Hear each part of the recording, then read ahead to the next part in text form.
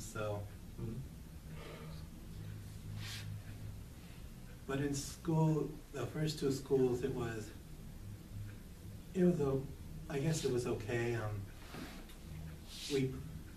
I guess the one thing that what really fascinated the teachers was whenever we had certain toys or blocks, I would always build them at exactly the same, like the same structure. I would get the same blocks, the same structure, and I would always build it exactly the same every time I would play with the toys. And then the problem was I would always go to that exact same toy, and the teachers would have to assign me to other toys just to get me to play with different stuff. Because I guess they didn't want me to play with the same thing, whether it was the puzzles or the certain blocks. So that was a struggle, more for them than for me, because I was pretty happy playing with the same thing over and over again. And when I got older, I went to another school called PS 153, and out of all the schools, I'd say that was the worst experience of my life. Okay, now where was this at? PS 1, is that New York? Yes, New York City. That's where New York City, yeah, because I know that they named their schools like that. That's, you know, so anyway, so yeah, because I know you used to live there. So okay, go ahead. So this is up in New York City. Yeah, and this was a PS 153 school. It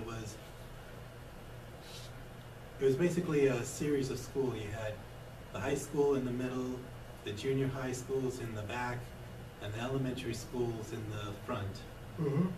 Now within the elementary school I went to, there was several sections. You had the sections where the normal kids went, the section where the special kids went, and basically it was how well you did at school.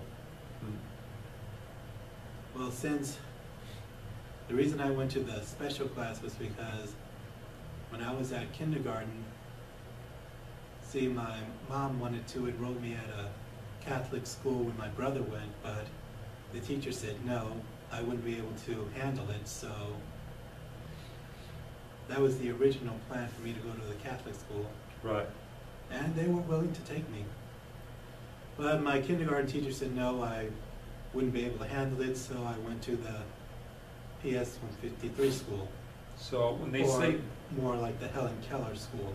Okay. So when they say that you wouldn't be able to handle it, is it because they didn't believe you'd be able to learn the material at the rate, or was there some other problem that they foresaw? I think it had more to do with the socializing with the other kids. Okay. So when it comes to learning math, reading, science, did you ever have problems learning any of those subjects? Well, at the time of, well, I say the first three schools I went to, I didn't really have a problem. Even when I went to the Helen Keller school, Right. I was doing pretty much better than the other kids at school. Right. In my class anyway. And math and reading and stuff, I was actually doing pretty good, and I was doing better than the other kids at school. But Yeah, so, because one thing I know about you personally is that you're a bookworm. You bring these great big novels, with you to group, and you're one to talk about them. And I'm like, I would never be able to finish reading that, but that's you. You love to read. that was the books. That was actually my weapon of choice, because all throughout high school, junior high school and middle school, since I wasn't really, whenever the other kids would go on the playground and or in the yard and play, I would be in the little corner reading my books, because I guess it was like a shield mechanism. I wasn't really comfortable playing with the other kids, so I would just sit in the corner and read my books. And unfortunately, the other kids didn't understand that. Some of them would actually come up to me and say, "Why are you sitting here reading a book?" And this was the younger kids. This was like kids in first and second grade. Yeah. So yeah, so I guess I was pretty different from everyone else. So what did your teachers think about your desire to just simply read books instead of play with other kids? What did they think about that? Well, in junior high and high school, they didn't really say much. It was before fourth grade, because they were always on me to play with the other kids, and I just didn't want to. Mm-hmm. And so And the teachers just went ahead and let you be, basically? well, in high school and junior high, yes, but not in the elementary school. They had like systems where they would ask you if you played with the other kids, and if you said yes, they would give you treats, and if you said no, they wouldn't give you anything. Now, exactly how old were you the first time you were diagnosed with a autism-related diagnosis? My first diagnosis was when I was 3 years old on my third birthday. Oh, that early. So Yeah, because I was born in 1980, and actually the first time somebody noticed it, Mhm. well, not really noticed it, but when somebody noticed something was wrong, was the nurse practitioner, the pediatrician, Right. at my doctor. Right. She noticed that something was wrong, so I went to another place where they ran some tests, and then finally I went to a Catholic psychiatrist. She was a nurse / psychiatrist, and she's the one who got the diagnosis of autism. Okay. And of course, my family had no idea what that was, so. But luckily, my older sister was going to college, and Mhm. she was taking psychology classes, and luckily she asked her professor if he knew anything about autism, and she gave her quite a lot of information. So you were very fortunate that you had people that understood you, so that's one of the reasons why they weren't pushing, is because that they understood, that you had these special needs. So I wouldn't say they understood me, but because at the time they really didn't know what autism was. right. None of them knew what it was, so.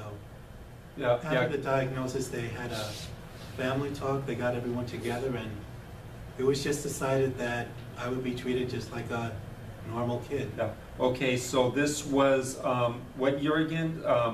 1980, you said? No, Yeah. around 1983, 84, around my third birthday. Okay, so 1983, so that would have been the DSM-3 original. The revised text didn't come out until 87. But anyways, so they were operating up the information on the DSM-3 in order to make these assessments. But anyways, so okay, all in all, how would you say that it's school was for you? What would you consider it, a positive experience, a bad experience? For me, it was both, because the Helen Keller school I went to was, I have to put it, it was hell. Okay. Because, like I said, I went to a special part of the special education, and most of the kids there, it was basically a mixture of every single disability that you could think of. It was bipolar, schizophrenia, sclerosis, dyslexia, bad behavior, disruptive kids, basically everything. Mm-hmm. And I wasn't really a troublemaker, so I was picked on quite a few times, emotionally, physically. I mean, it was a special class, and they labeled me as the retarded kid. Mm-hmm. Yeah. And they all had disability as well. Right. Mm. And I went there for 3 years, and after the third year, when my mom said that she was pulling me out of that school, I was really excited. Okay. I mean, she didn't see it, but I was glad to be out of that school. Mm-hmm. So, okay. Well, is there anything else you'd like to share? Well, in junior high and high school, it was much better, but I had another obstacle to overcome, and that was the academics side, because since I went to a Catholic school, the education system was much more advanced than the public school, so I really had to keep up with the other kids who were pretty much smart neurotypical kids. Mm-hmm. Yeah, they basically knew everything that people with Asperger's didn't know, Right. and then some. So, It sounds like they had a better foundation, like you didn't have, yeah. you know. It was more of most of them had the brains for it. Mm. So it was up here, they had the mental capacity. And so what year did you start junior high? I started, well, it wasn't really junior high, but it was more like an elementary school, Yeah. so I started in like 4th grade.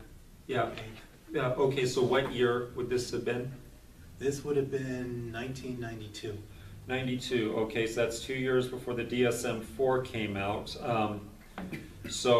Bill, by that time, I'm sure that Asperger's, even though it wasn't officially recognized, that they were probably aware that it was on the brain, because Dr. Laura Wing was the one that actually introduced it to the English lexicon in 1980, and so by that time it had 12 years to start circulating around the profession, and so they were starting to to put things together for you about that time. So that's good.